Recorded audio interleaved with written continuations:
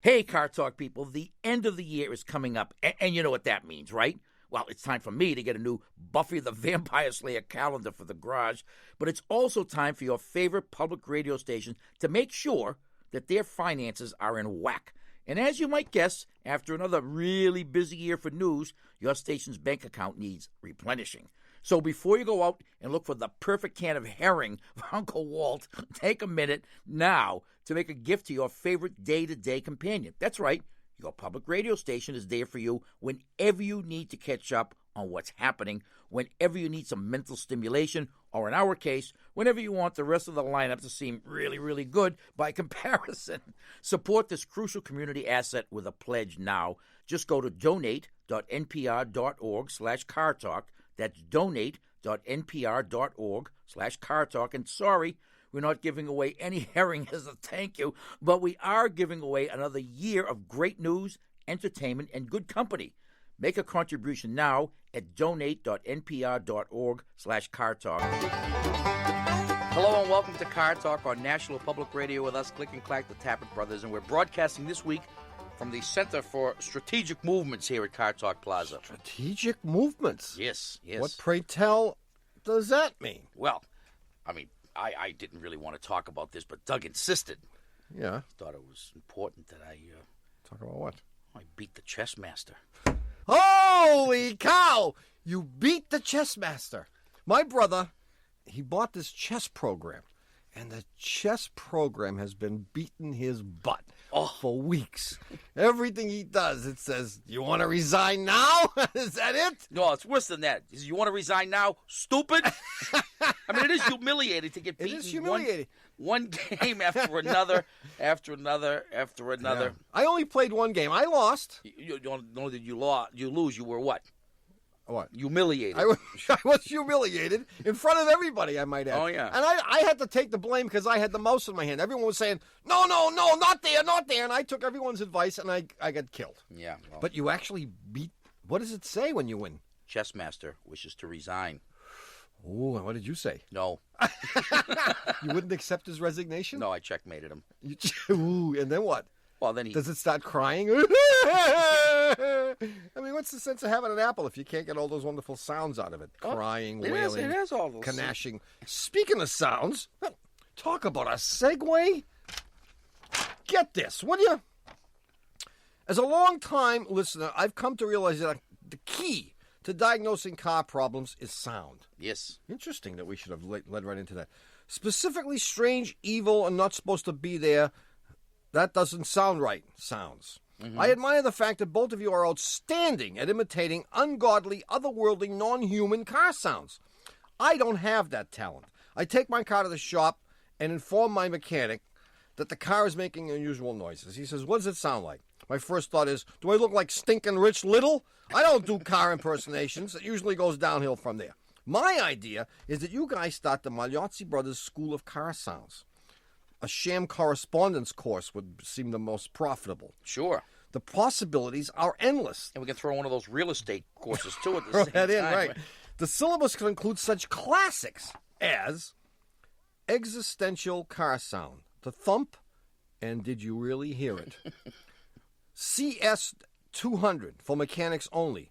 That doesn't sound good. Advanced car sound, CS 420. The importance of a great stereo system in auto repair. Yes. And my personal favorite, CS 104. What the hell was that? I think such a school would be a great benefit to all your listeners and could make you some easy money on the side. Squealingly yours, G.V. Kelly from Reading. Reading what? Pennsylvania. Massachusetts. God knows we could use some easy money. If you'd like to call us, our number is 1-888-CAR-TALK. That's 888-227-8255. Hello, you're on Car Talk. This is Rachel, and I'm from Alameda, California. What's up, Rachel? Well, actually, I've got some bad news for you two.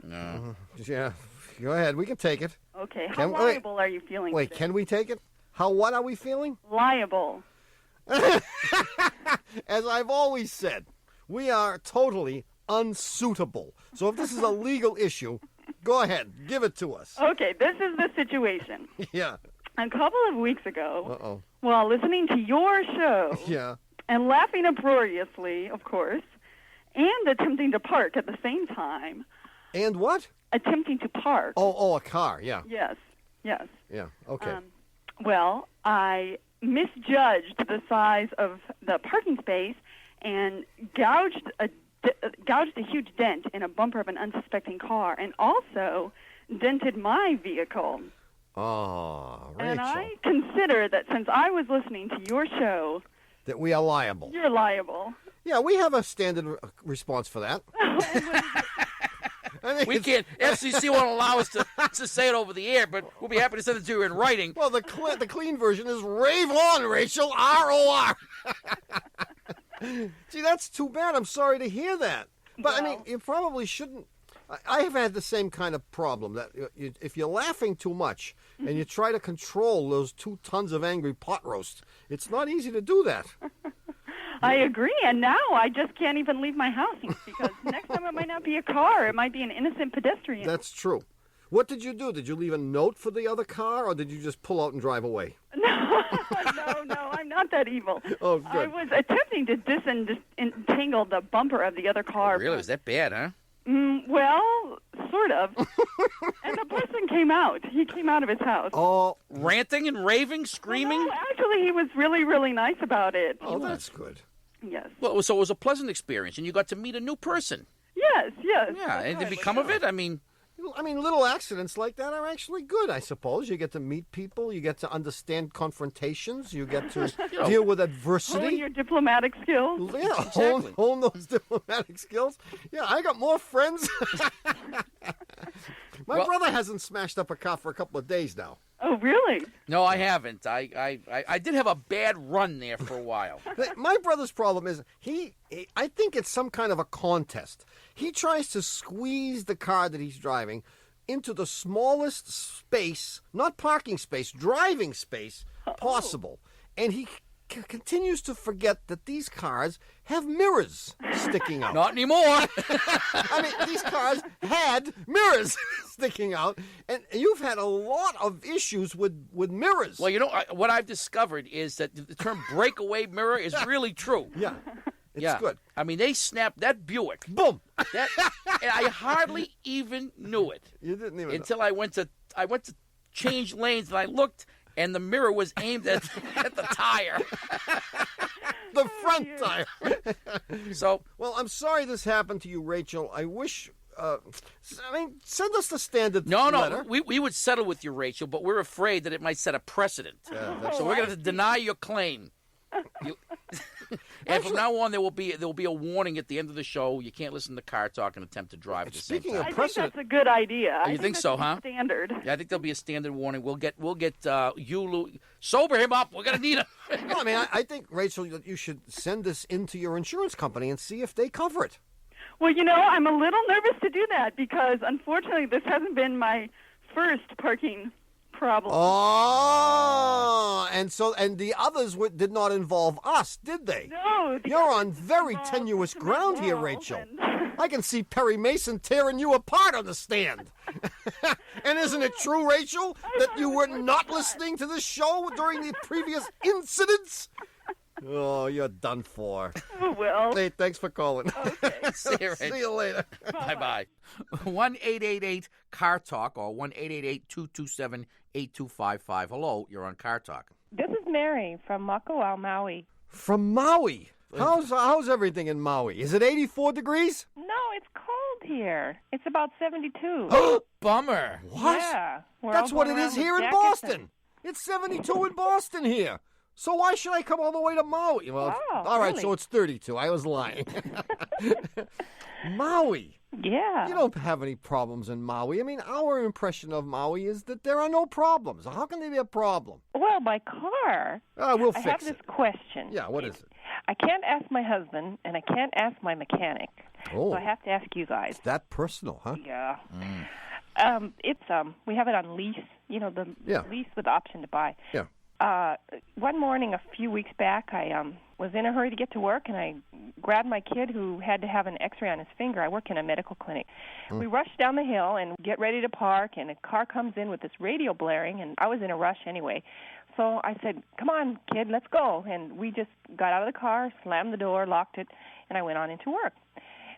maybe about 4 hours later, the security guard came and said, we have a report that your car is parked on the road with the keys in the ignition and it's locked and the car's engine's running. Yes. So my question Oh, is, Mary. how bad is that? I keep listening for every little sound to see if something's going to break. Did you have a spare set of keys somewhere? Well, this is the thing. Yeah. Fortunately or unfortunately, my husband, his workplace is like the next building. Great. So I just sort of snuck in there and Sneak in. said, I locked my keys in the car, but I didn't tell him where I left the keys Yeah. inside the car.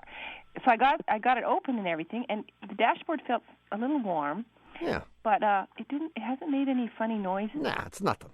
Oh, Forget it it. is. Oh, good. We won't Good. mention it if you don't mention it. Oh, good, because see, the thing is, at the end of when the lease is up, we have to decide whether to buy the car or not. If Yeah, it's no, a good buy or not. This will not have caused any problems because don't forget, UPS trucks run all day too, And police cars. police. I mean, all taxis. those police cars parked in front of the donut shops. Oh, those for engines 4 are running hours. constantly. Oh, okay. No, all you did was burn up some gasoline, but you didn't hurt the engine because when the engine temperature got too high, the thermostat would open and then the cooling fan would come on, and it would do that if you were stuck in. Now, if you lived in New York, you wouldn't have asked this question because typically New Yorkers drive like this every day. It's a tantamount to sitting in your car with the engine running for 4 hours. The real No, thank question, you. though, I'll Mary, stay is here. I mean, how often have you done this? Is this the first and only time? Well, it's the only time that the You engine admit was to it. running when I locked the car. Yeah. Yes. Because I mean, I've done this myself. I hate to good, admit it. I mean, good. I never admitted it to anybody, but What, I are you coming clean right today on the show? Yeah, I mean, I didn't have to go get another set of keys because my doors, fortunately, don't lock. But And it he is- has no windows either. The car No was windows. still there when you came back. Oh, yeah. Oh yeah, I've tried There were, everything. and there were notes on it which said, "Nice try, buddy." You think I'm gonna fall for that one again? So don't worry about it, Mary. Everything's right with the world. Oh, good. Thank you. See you, Mary. Bye bye. All right. 1-888-CAR-TALK or 1-888-227-8255. Hello, you're on Car Talk. Yeah, hi, this is Tom from Chicago. Hey, Hi, Tom. How are what's you? happening, man? Pretty good. Got my hands on an 85 Caprice Classic Couchmobile, the big station wagon. Yes. And, I got it on a trade deal. I made some teeth for a guy, and ended up with this nice, beautiful Caprice Classic What'd you make wagon. the teeth out of? Oak? Not quite. I have a theory I'd like to propose from my mechanic who, after telling me this, I think he may not have vented when he did the emission test. The car's been running fabulous. Yeah. And just recently, from a cold start, that means maybe 2 hours or longer, Yeah. there is a knock, a metallic type of knock in the front left side of the car.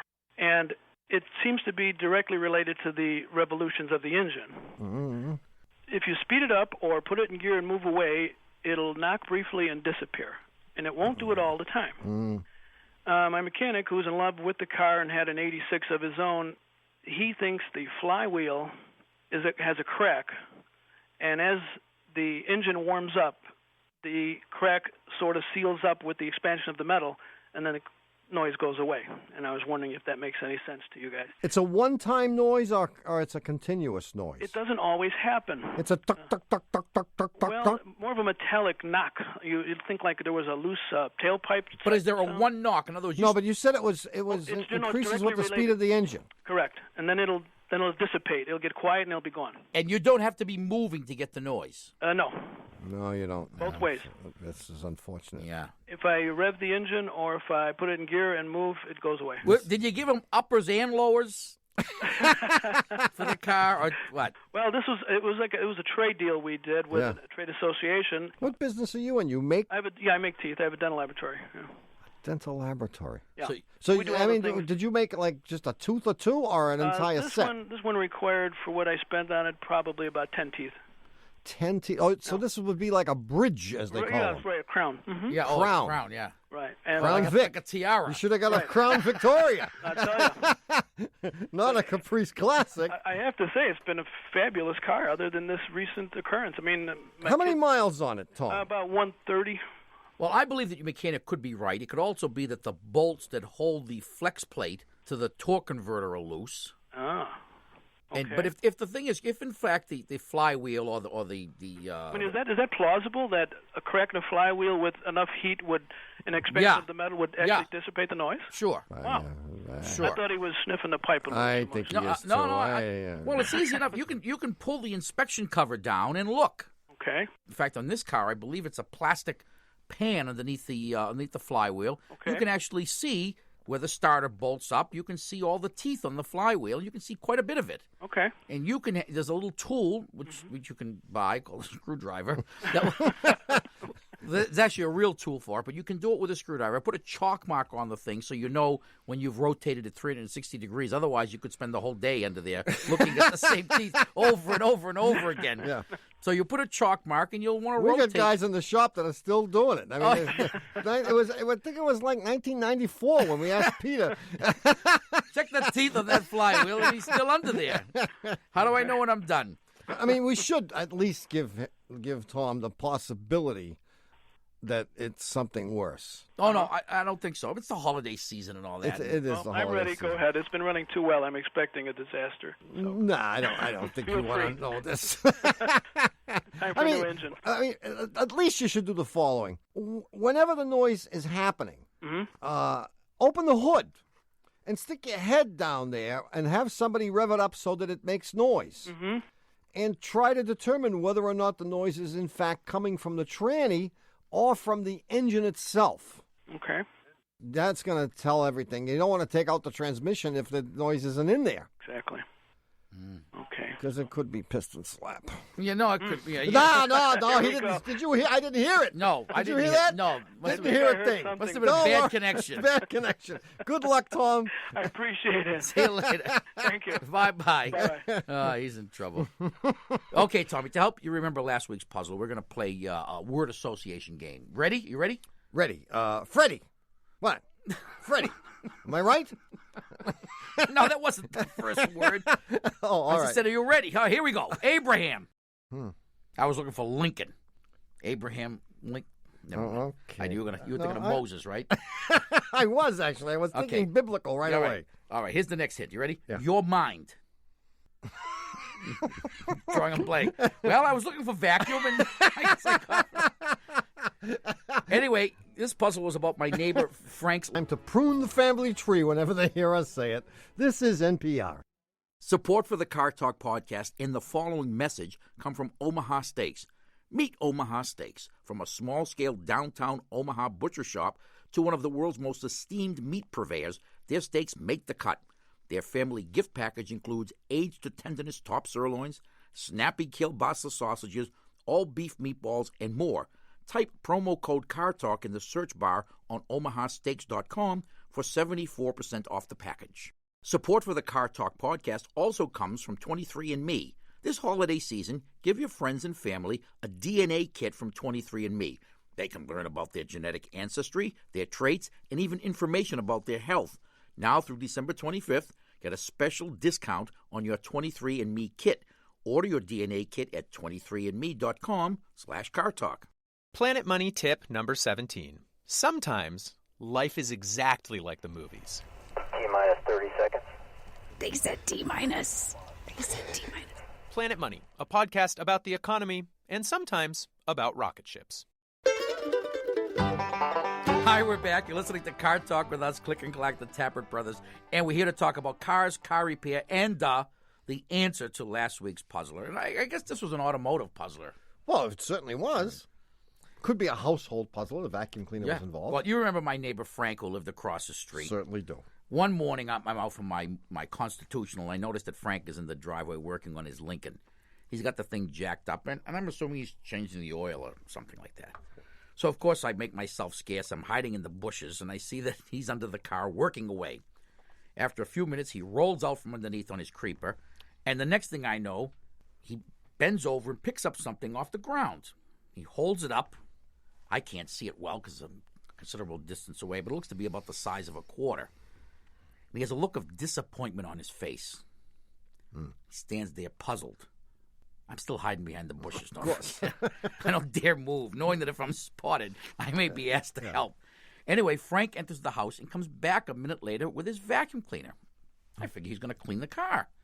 But instead, he attaches the hose to something under the hood. He plugs the vacuum cleaner in and starts up the vacuum cleaner. He gets under the car with this little thing the size of a quarter, does something, emerges from under the car, and with a satisfied grin on his face, turns off the vacuum cleaner. The question is, what the hell did he do? Well, I have to say that I'm completely baffled by this one. There were a plethora of hints, I think. No? Maybe not. I didn't hear a single one. Well, I'm assuming he's changing the oil or some such thing. And in fact, that's what he was doing. But in changing the oil, he left out the drain plug gasket. There was a little gasket that goes between the drain plug and the pan. And when he finished the job, what he found on the ground was the gasket. Which he held up and looked at with a disappointed look in his face. Yeah, I considered that. Now, for a not while. having a clean vessel into which to drain the oil, he decided to use his wife's vacuum cleaner. So he goes into the house, hooks the vacuum cleaner hose up to the place where you pour the motor oil in, turns the vacuum cleaner on, and draws a vacuum on the entire crankcase. Oh, my God! Don't try this at home. You can blow yourself up. Are you crazy? So he takes off the drain plug. He takes off the drain plug. The oil is held in suspended animation by the vacuum cleaner. Oh, bull feathers. That's... He then deftly throws the gasket on there. Puts the plug He may have back lost in. a little bit of oil, but certainly not the 5 quarts that he would have lost had he just taken the drain plug out and had it run down. Stop it! Hey. What do I know? Well, I suppose theoretically this is possible. But it would require, of course, that the vacuum cleaner connection fit perfectly into the little hole. I didn't say that he didn't tape it up with duct tape, but he stuck it into stuck it in there. Yeah, it just so happened that he didn't. It happened to fit right into the thing. It happened to fit right in perfectly. He turns the thing on, and within a couple of seconds, that vacuum is trying to suck the life out of his engine. And when he was satisfied that he had pulled enough vacuum, he slid under there, took that drain plug off, slapped the gasket in, threw the drain plug back in, and emerged with a grin in his face before the house blew up. All I can say is I'm not disappointed that I didn't get that. Oh, come on. I thought it was wonderful. Oh, God. It is wonderful. What does it take? It is. I mean, it's a little far-fetched, and I'm going to try this in your car as soon as I get out of here. All right. And I will admonish people not to try this because this is a very as you suck vapors out of the crankcase, gasoline vapors, you could blow up the vacuum cleaner and yourself. And your Lincoln. Your Lincoln. And the house next door. And your neighbor across the street who's hiding in the bushes. That would have been poetic justice. That never occurred to Frank. And had I known what he was doing, I would have run over and stopped him.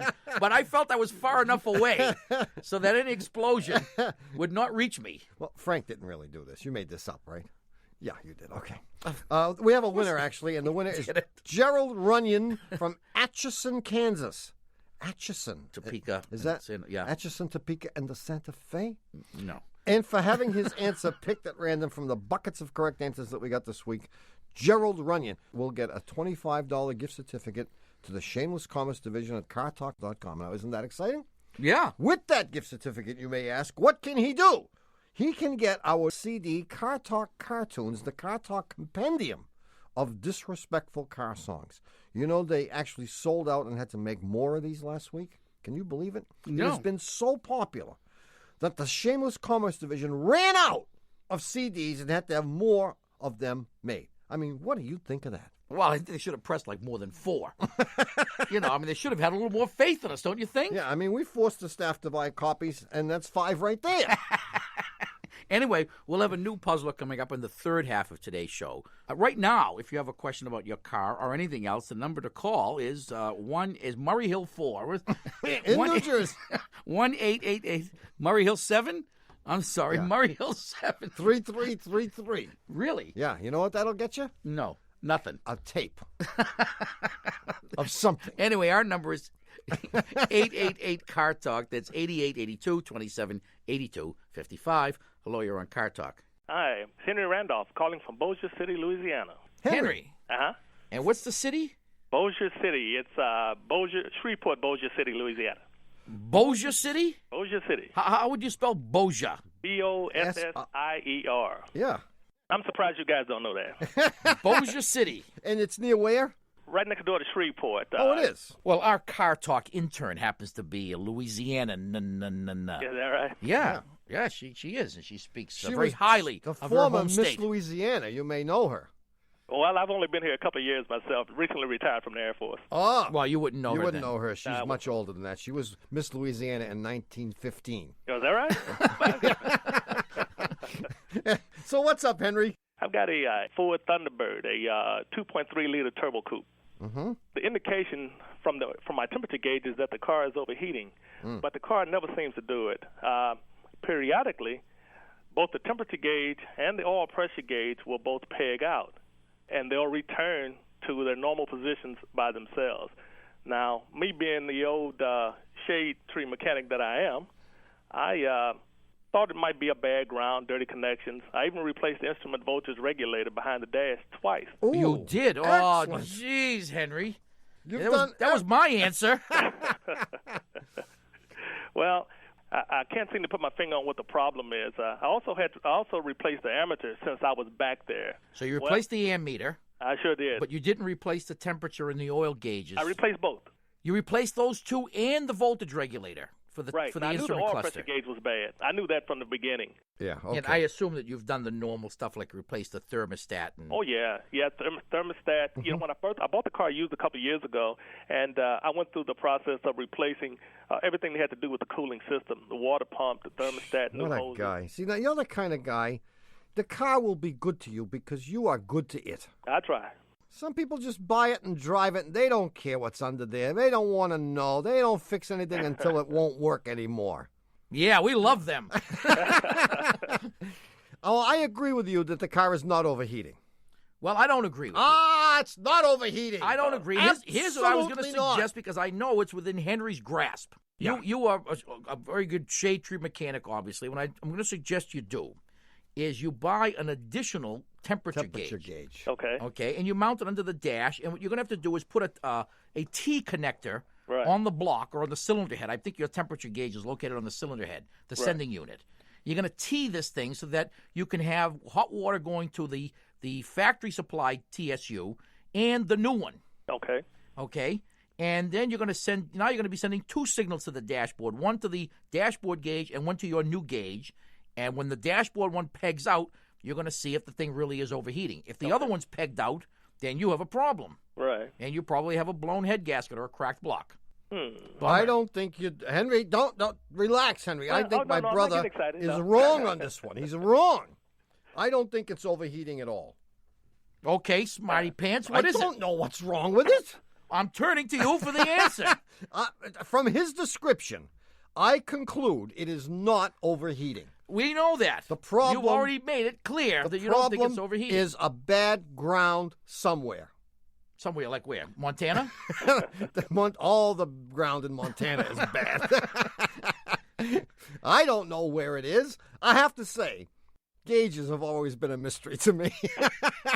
Yeah, they are devilish little things. That electromagnetism is elusive, isn't it? Yeah. No, I think that it may not be overheating, but I want you to verify. And are you willing to do this? Oh, yeah. Sure, he'll do it, and he'll find out that, in fact, one gauge says normal, the other one is bad. Well, this will give me an opportunity, give Henry an opportunity to find out that it's not overheating, and give me an you a chance to opportunity come up to with a better- research and find a better answer for Henry. Stop. Anything else malfunction? No. Other than like I said, when I turn on the lights, my ammeter should show that it's discharging, but it doesn't. And I've got a new ammeter. Oh, really? So you turn the lights on without the engine running? Without the engine running, right. And the ammeter doesn't move at all? It doesn't move at all, right. Yeah. Huh? And that's a new ammeter. Yeah. I mean, if it were my car, Henry, He would tape up those gauges. I wouldn't pay any attention to this at all. I would let those gauges do... This is gnawing away at Henry. It's driving him nuts. You know why? Because he's retired and he's got nothing better to do. Is that true, Henry? Well, I have little to do. I have a few things, but very little. One of them is working on your car, right? That's right. But I've never had a car to stump me like this. Maybe before you go ahead and put that other gauge in, you might want to try getting a used printed circuit board. I would do that. I would try that, I too. would go to the junkyard and ask him for that whole instrument cluster. Right. And just plug the baby right in. Yeah, for $10 or $20, you can buy the whole thing. Right. And plug that baby right in, and you will not have this problem anymore. Oh, okay, then. I should be able to find one. That shouldn't be a problem to test it out. Good luck, Henry. I appreciate it. It's nice talking to you. Take care, guys. Bye-bye. Hi. 1-888-CAR-TALK or 1-888-227-8255. Hello, you're on Car Talk. Hi, my name is Abbie Walther, and I'm calling you from Horton Bay Llama Farm in Charlevoix, Michigan. Whoa, wait. Wait, I got all that. The Horton Bay Llama Farm. That's right. In where? Charlevoix, Michigan. That I missed. Michigan's close enough. Yeah, we know the llama farm. Okay. Is that llama with one L or two? And why don't we call them llamas? 2 L's. Yeah. Pajamas? No, they should be llamas, no? How many llamas do you have named Dolly? None. Oh, good. So this is a question about llamas or cars? No, it's a car question. Okay. It's a general question. About 2 months ago, I went into a garage, and I was getting an oil change, and they looked at my tires and said that I needed a realignment.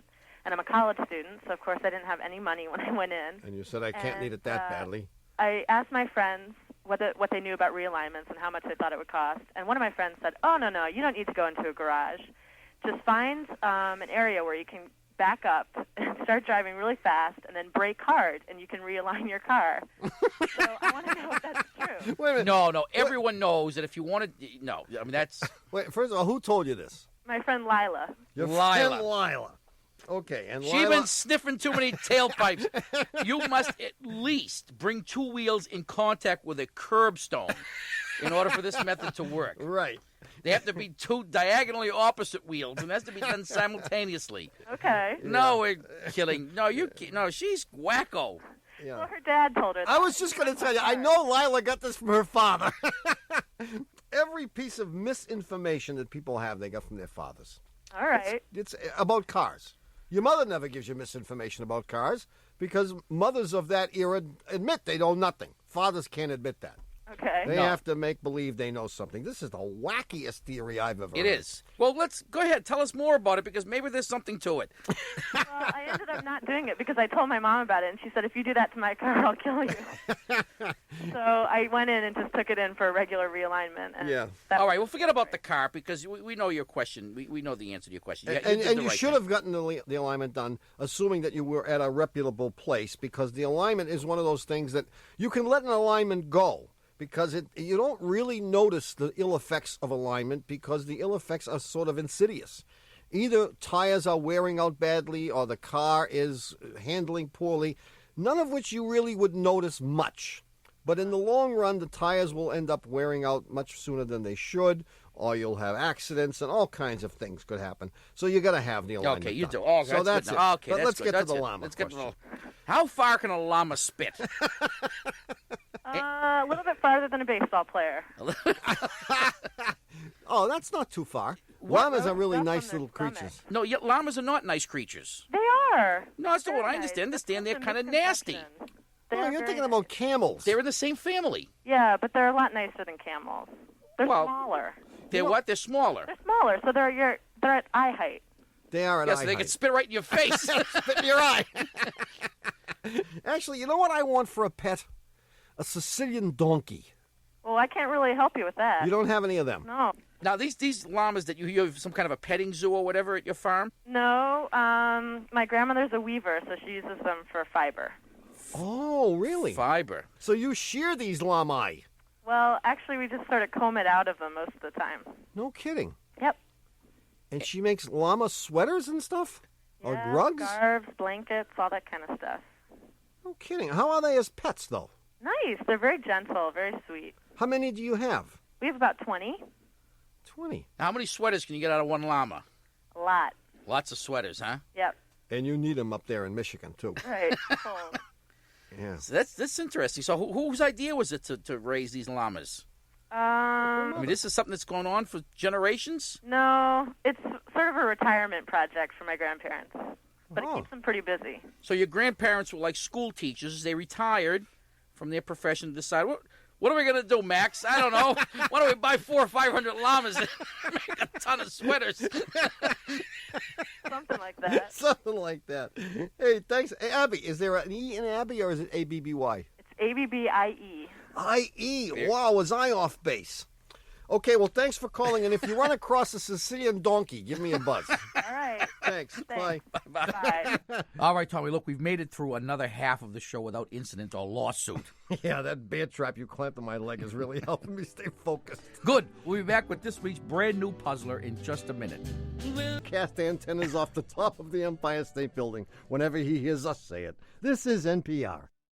Support for this podcast and the following message come from Mizzen & Main. Mizzen & Main dress shirts are made with performance fabrics designed to look great all day with minimal maintenance. They're moisture-wicking, wrinkle-resistant, and machine-washable, so they don't require ironing or dry cleaning. Check out their gift guides for the guy on your list who is always on the move. Head to mizzenandmain.com. Mizzen & Main. Look great longer. Use code NPR at checkout to receive $10 off your dress shirt. Hey, it's me again. Remember that as the year draws to a close, your station is hoping and waiting for your pledge. In fact, the development director has been pacing so much, we're concerned he's going to wear through the floor and end up in the used Cabbage Patch doll store downstairs. Well, at least it'll be a soft landing. Your gift now at the end of the year will really help your station. It'll help them keep the news, music, interviews, and great companionship coming through the next year. In this season of appreciation, take a minute to go online and donate.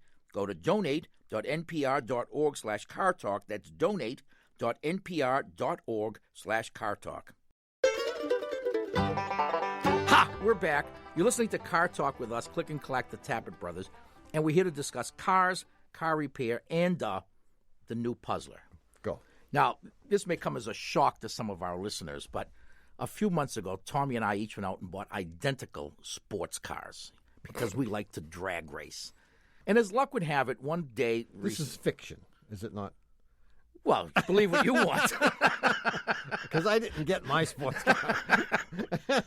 And one day, in fact, the hottest day last summer, I'm driving along in my car, and I come to a traffic light, and it's hot, man, it's hot. And I've got the windows up and the AC on, and I got the stereo turned up full blast. And who should pull up next to me?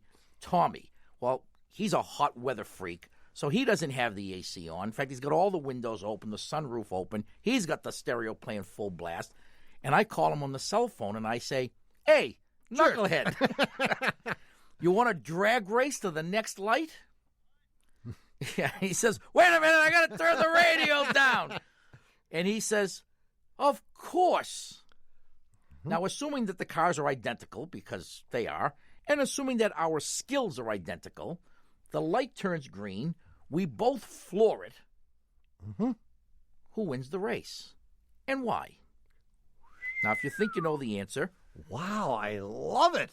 Write it on a Honda HS724TA dual-stage snowblower with single-cylinder air-cooled 4-stroke overhead valve engine, automatic compression release, one-handed clutch control operation, hydrostatic transmission, and auger height adjustment pedal. And what's that worth? A couple of G's, I think. And send it to Puzzler Tower, Car Talk Plaza, Box 3500, Harvard Square, Cambridge. Our Fair City. Matt 02238. Or you can email us your answer from cartalk.com. Right now, if you have a question or many questions about your car. You don't have to ask a question, you know. You can just make a comment. Or you can give an answer. You can give us an answer. answer. Wouldn't that be unusual? Wouldn't that be good? People give us the answer, we give them the question. Let's try it. 1-888-CAR-TALK. That's 888-227-8255. Hello, you're on Car Talk. Hi, guys. This is Meredith from Red Hook. Hi, Meredith. How many spark plugs does your car have? Meredith from Red Hook. Yeah. New Jersey? No, New York, actually. New York. Oh, yeah? Yeah. All right. I have no idea how many spark plugs my car has, but I do know I have an 87 Saab, and I'm having a lot of trouble getting it started. I'll start it in the morning, and it starts up just fine, but if I go to run an errand or something, I turn it off for like 10 or 15 minutes, and I go back to it, and it won't start. It just buzzes and won't even turn over. The pistachio ice cream puzzler. It doesn't even turn over. No, it won't even turn. It just buzzes. So you get no sound whatsoever. No. It buzzes. She gets a buzz. Buzz is a sound. Well, I mean, no, none of the classic starting sounds. No. I meant. I'm sorry. And then how do you get it started? Well, you call AAA. No. Well, Saabs have to be in reverse, so Yeah. I have it in reverse, and I just have to hold it really hard, hold the gear shift really hard to the left or to the right, and just real in awkward positions, and finally it'll start to turn over and go. And amateurs have told me that it's the starter. Is that? No, that's why they're amateurs. Yeah. Right. But you have now come to the professionals. Yeah, we're going to tell you it's the starter. I think there's not enough coolant in the radiator. But you say, but when you do hold the gear shift, yeah, does it reliably every single time start up? No. I didn't think so. You've never had to call AAA, or you have? No. She doesn't have AAA. Why would she call AAA if she's not a member? Just to say hello. What good is that going to do? So when it hasn't worked, what have you done to start it? I just keep trying the gear shift in different positions until eventually it starts. You know what you need? What do I need? You need a starter. I do. Well, you could. I mean, playing with the gear shift is a red herring here. You do have, however, attached to your clutch pedal in this car, a switch which prevents you from starting the car unless the clutch pedal is depressed. I've been depressed like that myself. You got two switches you need to start this car. Right. Between the starter there and the battery and the battery. No, you don't need to be in reverse to start the car. You need to be in reverse to take the key out. You need to be in reverse. So when the car stalls on the highway, you throw it in reverse. Yeah. No, the car will start in any gear. You cannot take no gear. You cannot take the key out unless the car is in reverse. Right. The reverse thing is a red herring, but the clutch is not a red herring. When it cranks, after you get in the car, you turn the key, nothing's happening. You're diddling around with the shifter, and nothing happens. And then when it cranks, does it crank just like it's really raring to go? Yeah. Boom, starts right up. Yeah, yep. And in addition to the buzzing that you get, right. Do you ever get, as you turn the key to the start position, do you ever get a little clicking sound? Click. No, I've never heard a click. Just a little buzzing sound. Maybe it would help if you made a clicking sound. Click, click, click, click. Well, I mean, it could certainly be that switch that's attached to the clutch pedal, and that's easy enough to verify. Okay. In fact, you can have your mechanic replace that switch, or better still, for the purposes of testing it, just to shunt the two wires together. So that it's out of the circuit. Okay. And then if the next time you try to start it, it misbehaves, you know it isn't that, and you can just hook that switch back up, and then you can replace the starter motor, which is what your friend suggested. Okay. Which is probably the right answer. Yeah. But the first thing to check would definitely be that interlock switch on the clutch, because that really, I think, is it. That's the first thing to check. Okay. Yeah, I mean, you can test it with a paper clip, literally. Oh. Yeah, you don't do it yourself. You'll set the car on fire. See you, Meredith. And that'll solve Thanks the problem, too. Thanks for your call. Thanks for calling. Bye. Some people would rather have their car be set on fire. Yeah, for sure. Most of your cars. I've had many cars like that.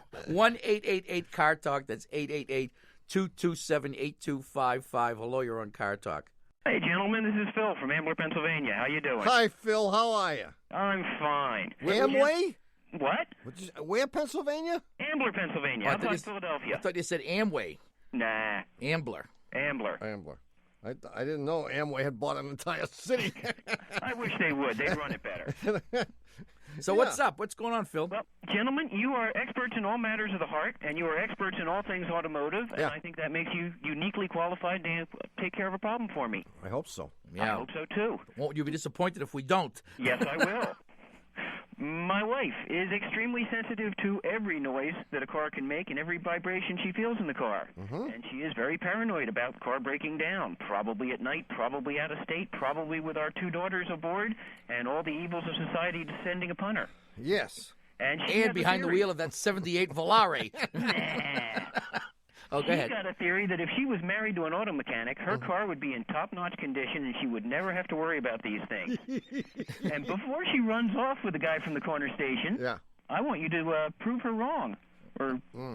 You need only talk to my wife. Okay, I believe that all wives of auto mechanics are driving around in bombs with duct tape in the back seat so they can fix their cars. Well, I mean, the old theory about the cobbler's son and all that stuff. Jeez. Here's the problem that I have. Yeah? At least according to my wife. And I think she's wrong about this. But my wife, too, is very sensitive to noises, vibrations, and other things. Is this the problem of the week, or is this an ongoing? This is ongoing. Oh. This is one of the 10,000 problems. Yeah, I know. Yeah. But she claims that I don't...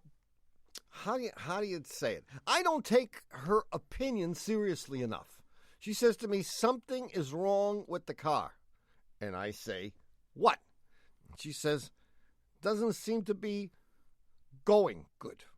And I say, what does that mean? And she says, well, I don't know. And I say, okay. How do I fix that? And then I leave.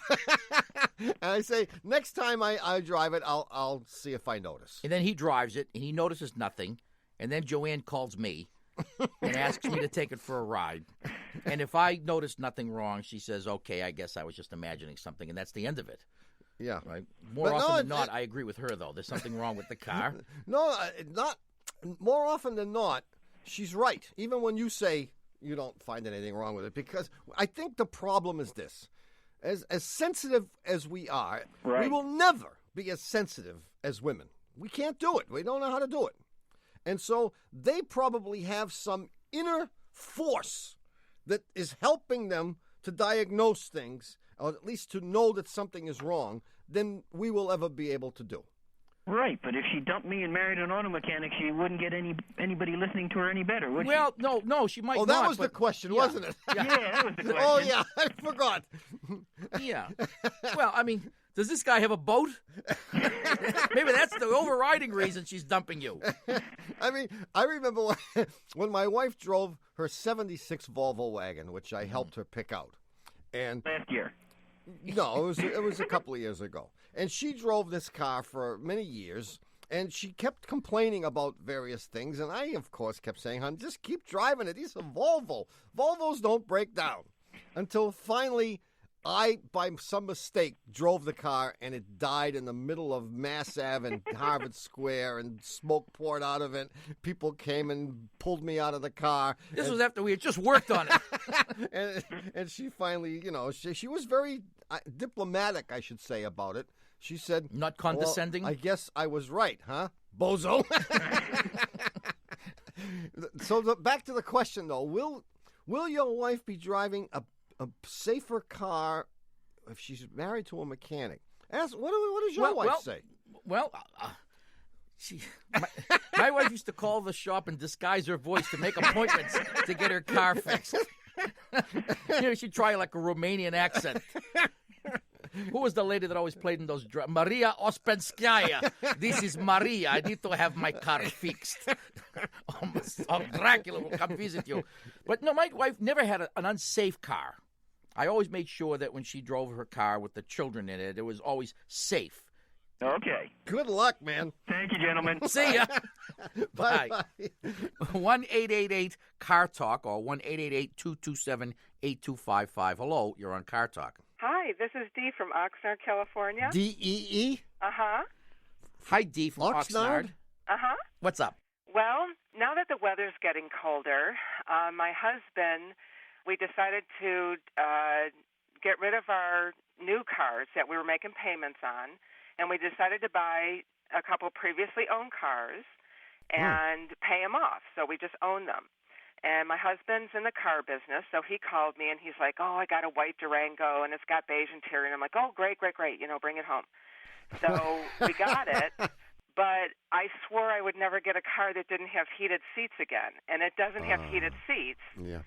And now the cold weather's hit, and my butt's like freezing. Wait, how cold does it get in Oxnard? It's cold. It's like in the low 50s now, and it gets in the 40s. Low night. 50s? Come on. My heart bleeds for you. The low 50s? That's spring around here. We're not going to see the low 50s until probably May 1st. I'm from Rochester, New York, so I know cold. Oh, you know cold. And you know that 50 degrees is not cold, and yet you become so accustomed to the mild, sissy weather you get in Oxnard. Sissy weather. That you can't take it anymore. I used to go to the gym, and I would go out in the morning, put my seat heater on, and then I'd go to the gym, and I'd be like, oh, God, this feels so good.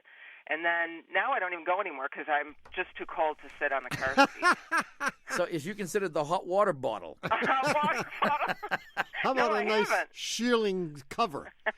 Well, there's that. There is that, and that works pretty well. Well, that would help, but you sit on a heated seat, right? I hate them.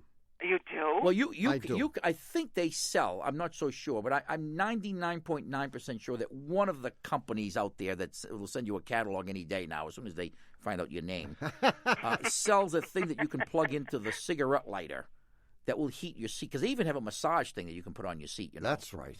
That'd be good.